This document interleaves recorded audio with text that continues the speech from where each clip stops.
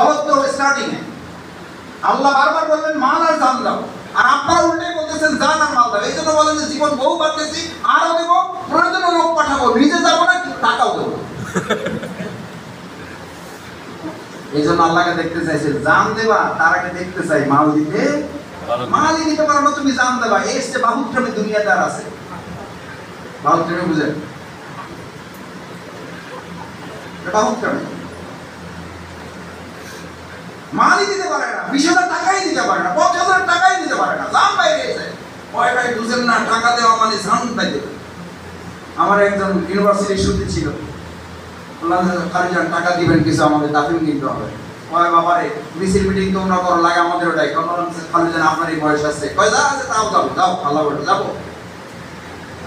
আপনার মিছিলে যাওয়া লাগবে না, টাকা দেন। ভাই টাকা থাকে কোথায় জানো? এখন তো পকেটে থাকে। বলছে পকেটটা কোথায়, উঠে জানো? বলছে যে একদম হার্টের কাছে। বলছে টাকাটা দেওয়া হার্ট দেওয়া সমান। আমাদের লাইনে আসো তখন বুঝতে পারবে, এখন তো টাকা কামাই করো না, বুঝবা না। আমি কোনো বুঝলি তো আল্লাহ বলছে আগে মাল না, জান না, আগে মাল। কোরবানি, জানের কোরবানি দিতে হবে, মালেরও কোরবানি দিতে হবে। এককালীন ওয়াদা আমরা সবাই করা আছে এখানে, আমরা দেওয়া শুরু করছি ইনশাআল্লাহ। ঈদুল আজহায় আমরা একটা বড় অংশ দিয়ে দেবো ইনশাআল্লাহ। কারণ গরু কোরবানি তো কোরবানি, এটা প্রতীকী কোরবানি। মূল কোরবানি হচ্ছে আপনার ইচ্ছা অনিচ্ছা, আপনার পছন্দ আপনার ভালো লাগা না লাগা কোরবানি। আসল কোরবানি হচ্ছে এটা।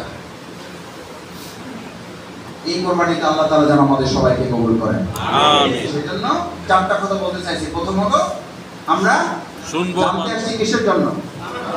2 নাম্বার, মানাটা শুরু হবে জমিন দিয়ে না জীবন দিয়া? জীবন দিয়া। জমিন না জীবন? জীবন। জীবন, জীবন দিয়া। এটা কার নির্দেশ?